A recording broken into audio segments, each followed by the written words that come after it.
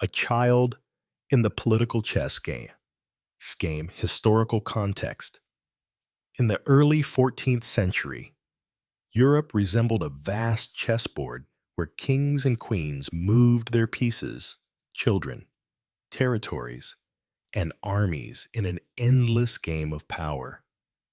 The concept of childhood, as we understand it today, was a luxury that royal families could not afford. Children, particularly daughters, were valuable diplomatic assets, their marriages serving as treaties written in flesh and blood rather than parchment. Philip IV of France, known as Philip the Fair, was a master of this political chess game. His strategy toward England was both simple and ruthless: neutralize the threat of English military intervention in continental affairs by placing a French princess on the English throne. The child who would serve as his most valuable game piece was his daughter Isabella, born in 1295, into a world where her personal desires would forever be subordinate to the needs of the French crown. The marriage negotiations between France and England had been ongoing since Isabella was barely able to walk. Medieval diplomacy was a patient art, with treaties taking years to negotiate and finalize. Contemporary records from both the French and English royal archives reveal the meticulous planning that went into these arrangements.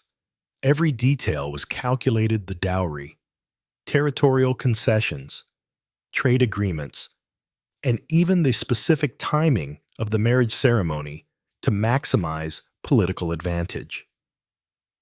Life before marriage. Isabella's childhood at the French court was a careful preparation for her future role as a diplomatic instrument. Unlike her brothers, who received military training and education in statecraft, Isabella's education focused on the skills deemed necessary for a queen: languages, music, religious instruction, and most importantly, the art of political survival disguised as feminine accomplishment. The French court was one of Europe's most sophisticated, and Isabella received an education that would serve her well in the complex world of international politics. She learned to speak English, though with an accent that would mark her as foreign throughout her life in England. She studied the genealogies of English noble families, understanding that knowledge of bloodlines and family alliances would be crucial to navigating English court politics. Contemporary accounts from French court chroniclers describe Isabella as an intelligent and observant child, qualities that would later prove essential to her survival. However, these same sources reveal the gradual erosion of her childhood as the marriage negotiations progressed. By age 10, she was no longer permitted the casual friendships and simple pleasures that marked the lives of non-royal children. Every aspect of her education and daily routine was designed to prepare her for a role she had not chosen and could not refuse. The formal betrothal in 1303, when Isabella was 8 years old, marked the end of any possibility of a normal childhood. From that moment forward, she existed in a liminal state, no longer truly a child, but not yet the queen she was destined to become. French tutors replaced her childhood companions, and lessons in English law and customs filled the hours that might have been spent in play, the wedding and early days. The wedding ceremony at Westminster Abbey on January 25, 1308, was a spectacle designed to display the wealth and power of both kingdoms while formally sealing their political alliance. Contemporary chroniclers, including the detailed accounts preserved in the Annales Paulini, describe a ceremony that lasted nearly 4 hours and was conducted entirely in Latin that the 12-year-old bride barely understood. Isabella's wedding dress, crafted from cloth of gold imported from Byzantine workshops, was so heavy that she required assistance to walk down the aisle.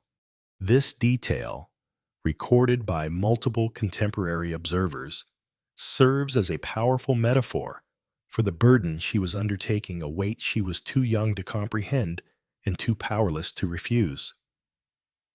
The crown placed upon her head during the ceremony was similarly symbolic, its weight causing her neck to bend in what witnesses noted as an ominous portent of the struggles to come. Edward II, at 24, was already an experienced politician who had spent his youth in military campaigns and court intrigue. The age gap between the royal couple was typical for the period, but it created a particularly problematic dynamic. While Edward had developed his tastes and preferences through years of independence, Isabella was still forming her understanding of the world and her place within it. The cultural shock Isabella experienced upon arriving in England cannot be overstated. Despite her careful preparation, the reality of life in a foreign court proved overwhelming. The English court operated according to different protocols and traditions than those she had known in France. Even seemingly simple matters like meal times, religious observances, and social hierarchies followed patterns that marked her as an outsider. The establishment of Isabella's household became an immediate source of tension. While the marriage contract had specified that she would be permitted to retain some French attendants, the reality was that her household was quickly populated with English personnel, selected for their loyalty to Edward II rather than their ability to provide comfort or companionship to a homesick child. This systematic replacement of her French support network was not merely administrative efficiency, but a deliberate strategy to ensure her dependence on English goodwill. Years of isolation, Edward II, and the crisis of legitimacy. To understand Isabella's suffering, one must first understand the man she married and the impossible situation he faced as king.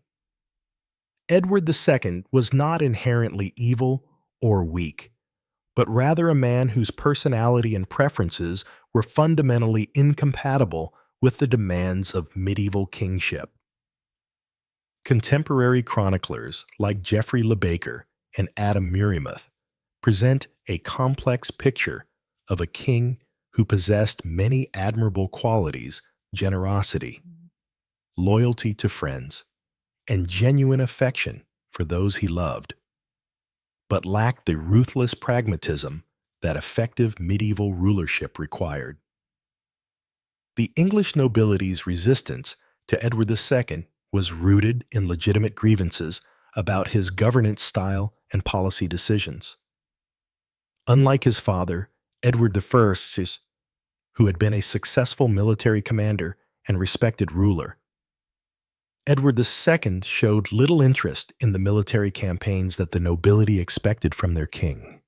His preference for the company of lower-born companions over traditional noble advisors violated established protocols and threatened the existing power structure. Parliament's increasing assertiveness during Edward II's reign reflected broader changes in English political culture. The nobility had developed expectations about their role in governance that Edward II's personal rule style consistently violated. When he elevated favorites like Piers Gaveston to positions of extraordinary power, he wasn't merely making poor personnel decisions. He was challenging the fundamental assumptions about how political authority should be distributed and exercised. The question of Edward II's sexuality. While impossible to definitively resolve from historical sources, was less important to his contemporaries than his violation of political norms. Medieval attitudes towards same-sex relationships were complex and varied. But what consistently provoked outrage was Edward's willingness to allow personal relationships to override political calculations. Whether these relationships were sexual or simply intensely emotional friendships mattered less than their disruptive effect on governance. The Gaveston Affair, multiple perspectives. Piers Gaveston was far more than the simple court favorite that later historians sometimes portrayed. Born into the minor Gascon nobility, he had been Edward's companion since childhood, and their relationship, whatever its exact nature, was characterized by genuine mutual affection and shared experiences that predated Edward's accession to the throne. Understanding Gaveston requires moving beyond moralistic judgments to examine his role within the broader context of medieval court politics. From Gaveston's perspective, his elevation to the earldom of Cornwall represented not just personal advancement, but vindication of his loyalty to Edward during years when such loyalty carried significant risks. During Edward I's reign, Gaveston had been exiled for his influence over the future king, only to be recalled immediately upon Edward II's accession. His determination to maintain his position reflected not just personal ambition, but awareness that his fate was inextricably linked to Edward's continued favor. The English nobility's hatred of Gaveston stemmed from both class prejudice and legitimate political concerns. As a Gascon, he was viewed as a foreign interloper who lacked understanding of English customs and interests. His rapid elevation to wealth and power violated established hierarchies and created resentment among nobles who believed such positions should be earned through military service or inherited through bloodline. More substantively, Gaveston's influence over Edward II represented a threat to the nobility's traditional role as royal advisors and power brokers. For Isabella, the Gaveston affair was both personal humiliation and political education. On a personal level, watching her husband lavish attention and affection on another person while treating her with polite indifference was devastating for a young woman who had been raised to expect that marriage would provide companionship and emotional support. The famous incident where Gaveston appeared at court wearing jewelry intended as coronation gifts for Isabella represented not just personal slight, but public demonstration of her secondary status in her own court. However, Isabella's experience during the Gaveston years also provided crucial education in the mechanics of court politics. She observed how Gaveston built and maintained his power base, how he manipulated Edward's emotions to achieve political goals, and how his enemies organized opposition against him. These lessons would prove invaluable when Isabella later found herself in need of political allies and strategic thinking. Isolation and psychological impact. The systematic isolation of Isabella from potential sources of support was not accidental, but represented a deliberate strategy to ensure her dependence on Edward II's goodwill. The gradual replacement of her French attendants with English personnel was accomplished through a combination of diplomatic pressure and bureaucratic maneuvering that left Isabella with little recourse for resistance. Medieval queens were expected to maintain correspondence with their birth families, both to preserve diplomatic relationships and to provide intelligence about foreign affairs. However, Isabella's letters to France were subject to scrutiny by English officials who monitored them for signs of disloyalty or inappropriate disclosure of English state secrets. This surveillance extended beyond formal correspondence to include her casual conversations with several of her English ladies in waiting, functioning as informants for the king's council. The psychological toll of this isolation manifested in ways that contemporary chroniclers noted with varying degrees of sympathy.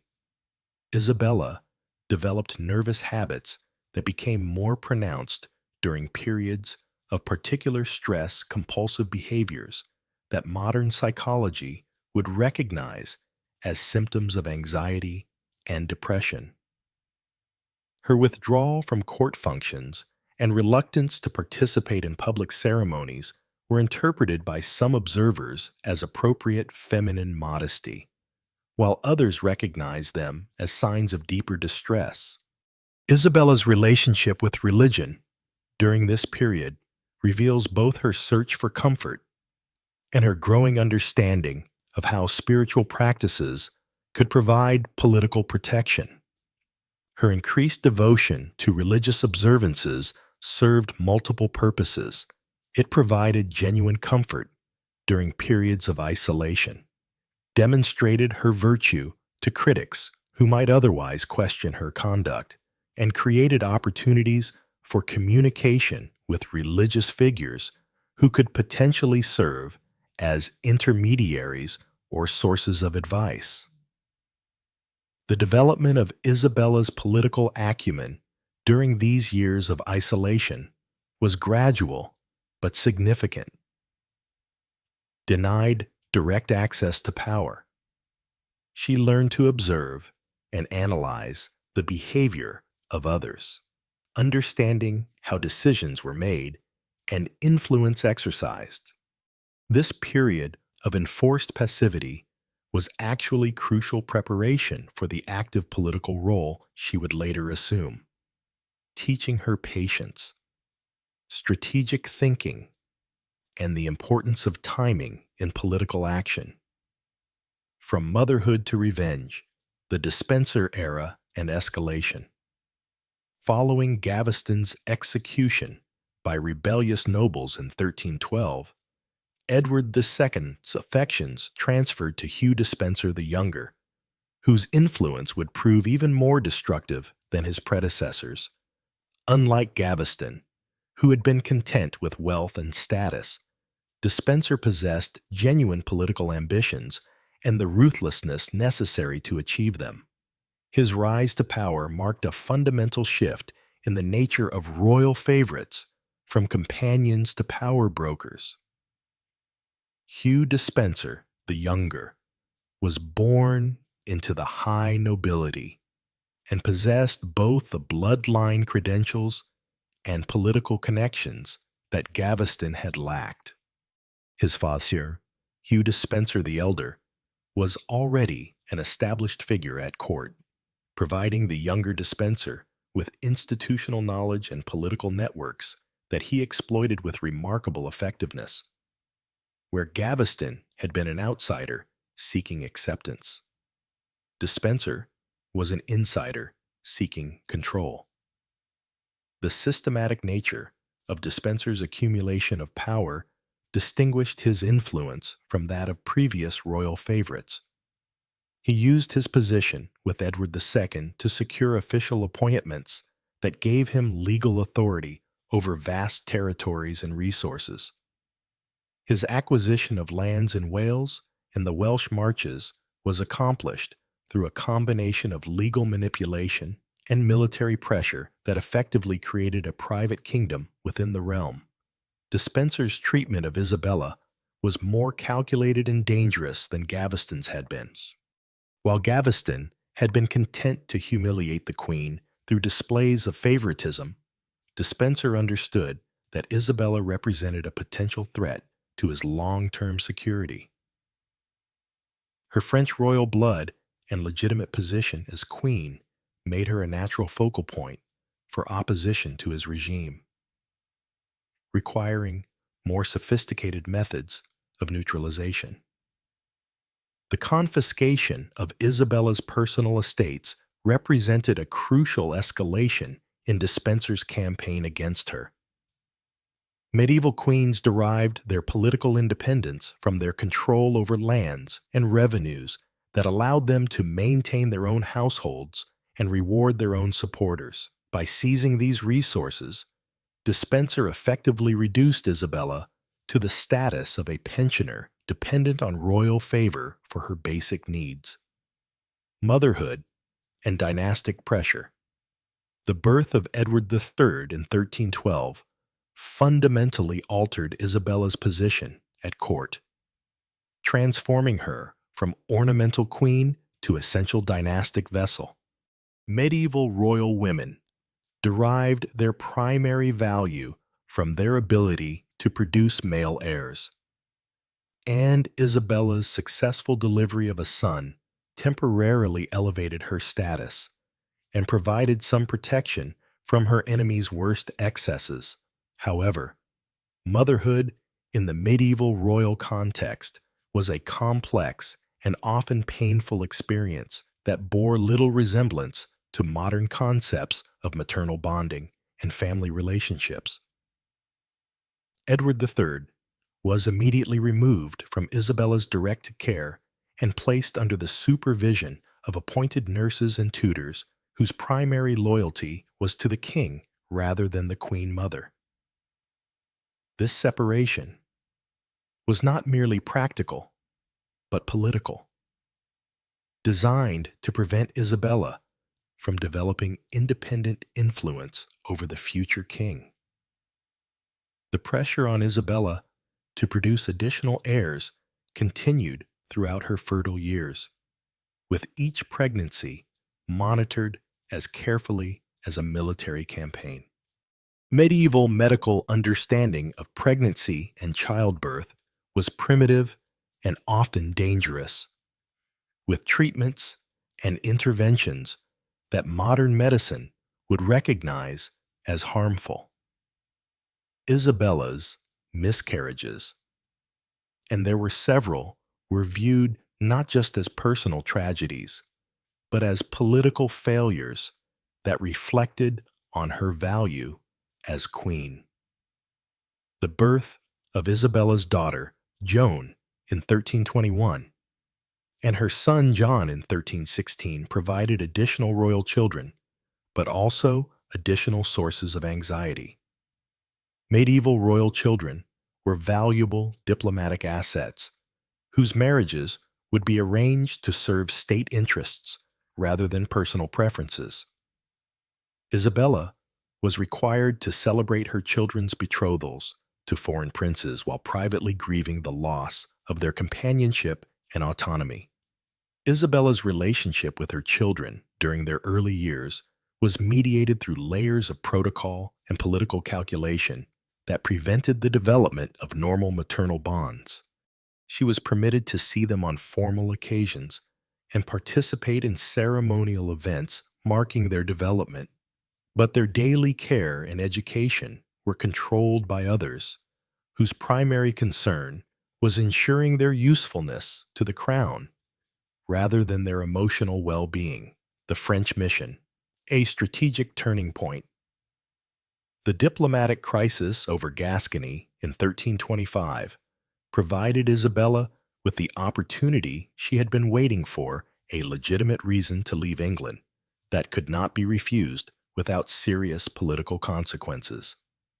The territorial dispute between France and England over the Duchy of Gascony had been simmering for years, and Charles IV, of France's threat of military action, required immediate diplomatic attention.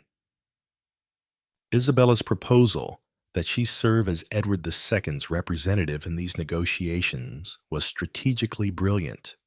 She presented herself as the ideal candidate based on her French royal blood and family connections, while carefully concealing her true motivations behind expressions of reluctance and concern for Edward's welfare during her absence. Her ability to manipulate the political situation demonstrated how much she had learned during her years of enforced passivity. Despenser's initial opposition to Isabella's mission reflected his accurate understanding of the threat she represented. A queen with access to French resources and freedom from English surveillance could potentially organize opposition to his regime, making her departure a significant risk to his continued power. However, the genuine diplomatic crisis and Edward II's need for a resolution eventually overcame Despenser's objections. The preparations for Isabella's departure were elaborate and carefully supervised, with her household selected by Despenser and her instructions written by Edward's council. What appeared to be a diplomatic triumph for Isabella was actually intended as an extension of her imprisonment, conducted on foreign soil, but under English control. The expectation was that she would complete her mission and return to England as compliant as ever. Isabella's arrival in Paris in March 1325 marked the first time in 17 years that she had been beyond the reach of English surveillance. The psychological impact of this freedom was immediate and transformative, with French court observers noting that she seemed to shed years of visible stress within days of her arrival. The French court's reception revealed the extent to which her suffering had been observed and pitied by foreign observers. Liberation and alliance with Mortimer Isabella's transformation from diplomatic envoy to political refugee occurred gradually as she realized that returning to England would mean resuming her role as Despenser's prisoner. Her correspondence with Edward became increasingly evasive, her diplomatic reports increasingly critical of English policy, and her personal behavior increasingly independent of English expectations. Roger Mortimer, the exiled English baron who became Isabella's lover and co-conspirator, brought essential qualities that she lacked: military expertise, ruthless pragmatism, and detailed knowledge of English noble politics. His escape from the Tower of London in 1323 had been a legendary feat that established his reputation as both a dangerous enemy of Edward II's regime and a man capable of extraordinary resourcefulness. The alliance between Isabella and Mortimer began as a political partnership between two victims of Despenser's tyranny who shared both motive and means for spectacular revenge. Mortimer provided the military knowledge and noble connections necessary for armed rebellion, while Isabella offered royal legitimacy and access to French resources that his cause required. The personal relationship that developed between Isabella and Mortimer within this political partnership offered both participants emotional compensation for years of humiliation and loss. For Isabella, Mortimer represented the first man in her adult life who treated her as an equal partner rather than a political asset to be manipulated. For Mortimer, Isabella offered not just royal legitimacy, but intellectual companionship with a woman whose intelligence had been sharpened by years of surviving court intrigue. The planning of their invasion of England occupied the better part of a year and required careful coordination of military, diplomatic, and financial resources. Isabella proved surprisingly adept at military logistics, understanding that successful rebellion required more than righteous anger.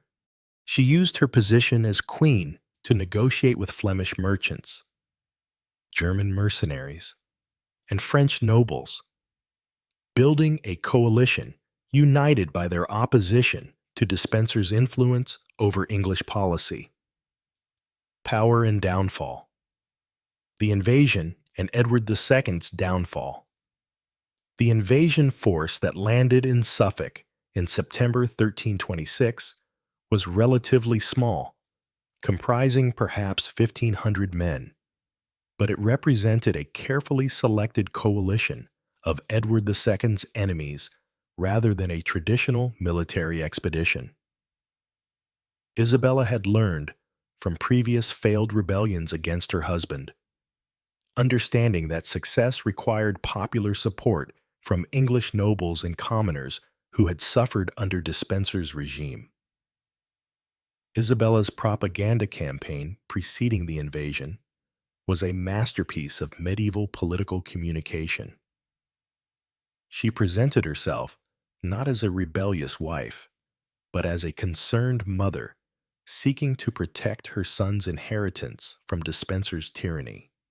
This narrative transformed what might have been seen as treason into maternal duty, appealing to contemporary values that elevated motherhood above wifely obedience when the two came into conflict.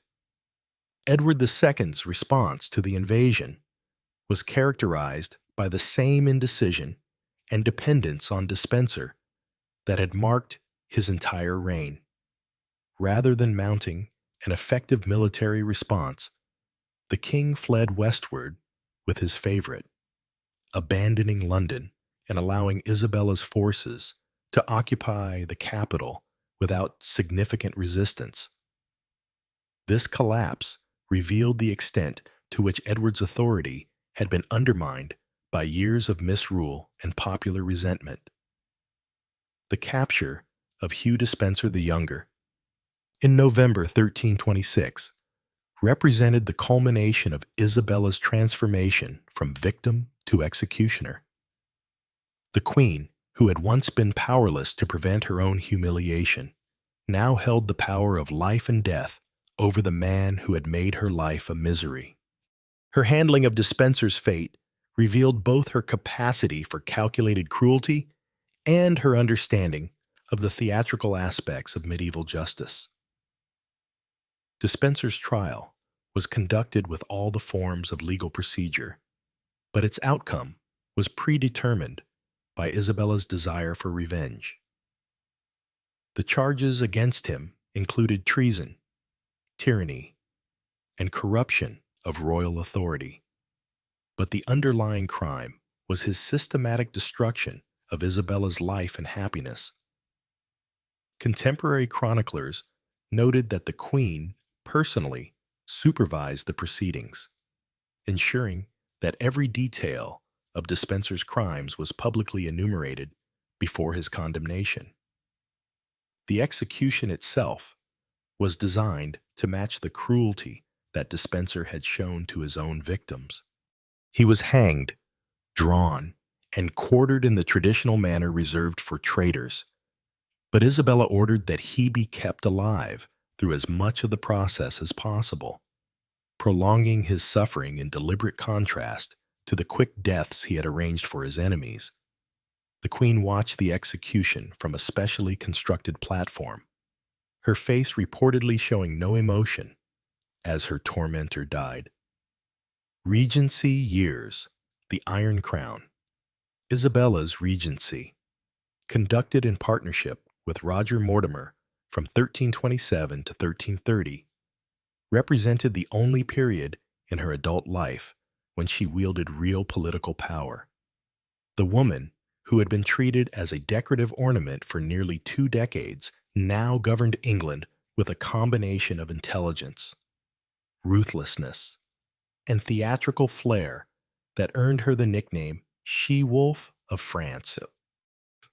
The early years of the Regency were marked by competent administration and successful policy initiatives that contrasted sharply with the chaos of Edward II's final years. Isabella and Mortimer ended the expensive and unsuccessful Scottish wars that had drained Edward II's treasury. Negotiating the Treaty of Edinburgh-Northampton in 1328 that recognized Scottish independence in exchange for substantial financial payments. This pragmatic approach to foreign policy demonstrated Isabella's understanding that effective government required more than royal dignity and ceremonial display. She had learned from Edward II's failures that political survival depended on maintaining the support of key constituencies, particularly the nobility and merchant classes, whose cooperation was essential for collecting taxes and maintaining order. Isabella's personal transformation during the Regency years was remarkable. Contemporary observers noted that she seemed to grow in physical presence and authority, her voice becoming stronger and more commanding. She dressed magnificently but practically, favoring rich fabrics and elaborate jewelry that emphasized her royal status while allowing her to move freely and participate actively in government business.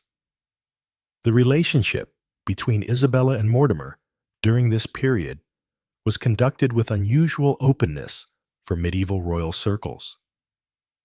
Rather than maintaining the fiction of a purely political partnership, they appeared together at court functions, traveled together on royal progresses, and made little effort to conceal their personal intimacy. This transparency was both politically risky and personally liberating for Isabella, who had spent years concealing her true feelings behind royal protocol. However, the Regency's success contained the seeds of its own destruction. As Edward III approached his 18th birthday, the legal justification for continued maternal rule became increasingly tenuous. The young king, encouraged by nobles who resented Mortimer's dominance and coveted the regent's accumulated wealth, began to chafe against the restrictions placed on his authority. Edward III's coup and Isabella's fall. Isabella's downfall came with shocking suddenness in October 1330, when Edward III staged a coup at Nottingham Castle. The young king, supported by a group of ambitious nobles led by William Montagu, arrested Mortimer and assumed personal control of the government.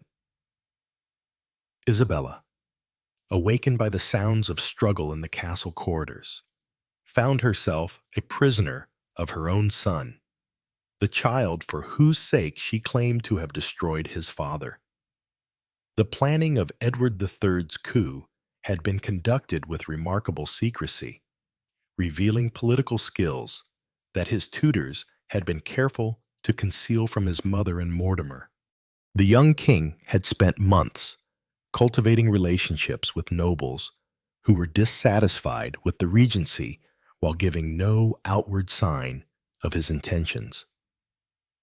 His ability to organize and execute such a complex political operation demonstrated that he had inherited both his grandfather's political acumen and his mother's capacity for strategic thinking.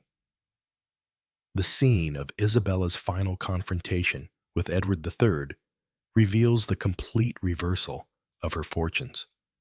The queen, who had once commanded armies and negotiated treaties, now knelt before her 18-year-old son, pleading for Mortimer's life and her own freedom. Edward III's response was coldly practical. Mortimer would die as a traitor, but Isabella would be spared execution out of respect for her role as Queen Mother and her French royal blood. Mortimer's execution in November 1330 marked the end of Isabella's brief period of political power and the beginning of her long retirement from public life. The man who had been her partner in both politics and personal life was hanged as a common traitor, denied the dignity of a noble death despite his royal connections. Isabella was forced to witness the destruction of everything she had built during the Regency years, understanding that her survival depended on complete submission to her son's authority, legacy, and historical assessment. Retirement years. Isabella of France lived for nearly 30 years after her fall from power. spending her final decades in comfortable but closely supervised retirement at Castle Rising in Norfolk. The woman who had once been called the she-wolf of France faded from public memory, becoming a footnote to the more dramatic reigns of her husband and son. Her transformation from feared regent to forgotten dowager reveals the precarious nature of female power in medieval politics.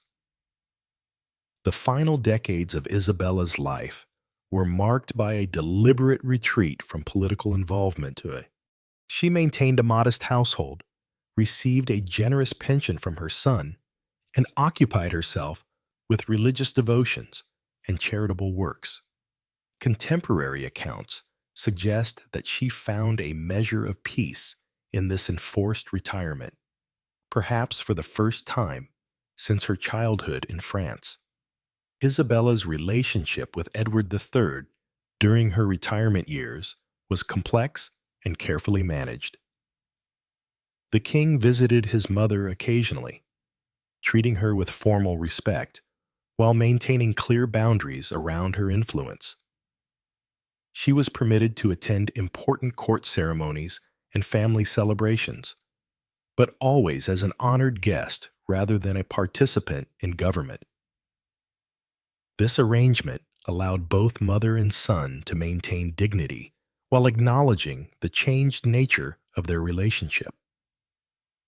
The religious devotions that occupied much of Isabella's time during retirement seem to have provided genuine comfort and purpose. She founded several religious establishments and supported various charitable causes, activities that were both personally meaningful and politically safe. Her correspondence with religious figures reveals a woman seeking spiritual solace for a life that had been marked by extraordinary violence and betrayal. Isabella's death in 1358, at the age of 63, was noted by chroniclers, but not widely mourned. She had outlived most of her contemporaries, becoming a relic of an earlier generation's political struggles. Her funeral was conducted with appropriate royal ceremony, but without the elaborate pageantry that had marked other royal deaths. She was buried at Greyfriars Church in London, wearing the wedding dress she had first put on 50 years earlier as a terrified 12-year-old bride. Historical interpretation. Through the ages, the historical assessment of Isabella of France has been complicated by the dramatic nature of her story and the gendered expectations of medieval chroniclers. Contemporary sources alternately praised her as a devoted mother and condemned her as an unnatural wife, reflecting the impossibility of judging a woman who had transcended traditional feminine roles. Medieval chroniclers were generally more sympathetic to Isabella than later historians, perhaps because they had witnessed firsthand the brutality of Edward II's reign and understood the desperation that had driven her to rebellion. Writers like Geoffrey Le Baker and Adam Muirmouth presented her as a victim of circumstance who had been driven to extreme measures by impossible circumstances. Renaissance and early modern historians were more critical, viewing Isabella through the lens of emerging concepts about proper feminine behavior and marital duty. The Protestant Reformation's emphasis on wifely obedience made Isabella's rebellion against her husband appear particularly shocking to 16th and 17th century observers who judged her primarily as a wife rather than as a political actor. The 19th century's Romantic movement led to renewed interest in Isabella's story, but often in ways that emphasized the dramatic and sensational aspects of her life rather than the political and social context that shaped her choices.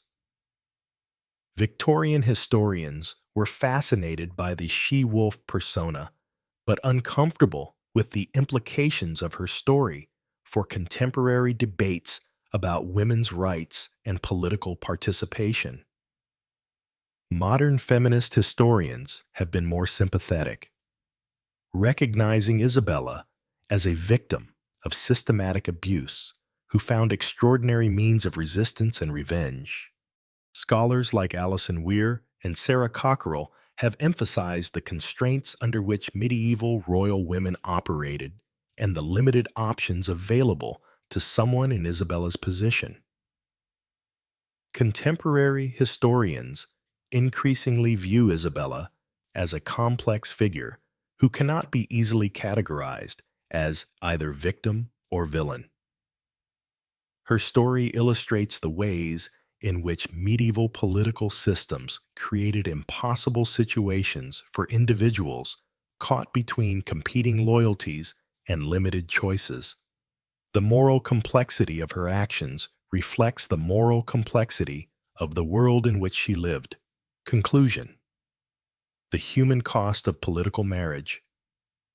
Isabella of France remains one of history's most complex female figures, victim and perpetrator, child bride and regicide, forgotten queen and unforgettable legend. Her story illuminates the terrible costs of political marriage, the corrupting effects of absolute power, and the extraordinary resilience of the human spirit when pushed beyond endurance.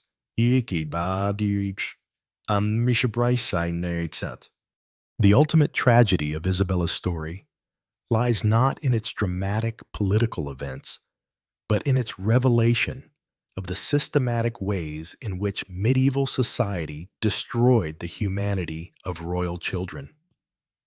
Her marriage at 12, her isolation from family and culture, her reduction to a breeding function, and her eventual transformation into a political predator were all logical consequences of a system that treated royal women as valuable objects rather than human beings.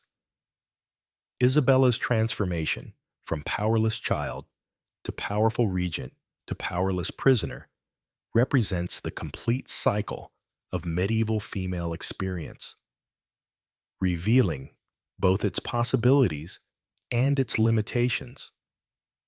Her brief period of political authority demonstrated that women could govern effectively when given the opportunity. But her ultimate fall illustrated the fragility of female power in a patriarchal system. The lessons of Isabella's life extend beyond the particular circumstances of 14th century politics to enduring questions about power, gender, and human nature. Her story reveals how systems of oppression can create their own resistance, how victims can become perpetrators, and how the pursuit of justice can become indistinguishable from the pursuit of revenge. Perhaps most importantly, Isabella's story reminds us of the human cost of political arrangements that prioritize state interests over individual welfare. The child who was married at 12 to seal a diplomatic alliance experienced traumas that shaped her entire life and influenced her political choices decades later.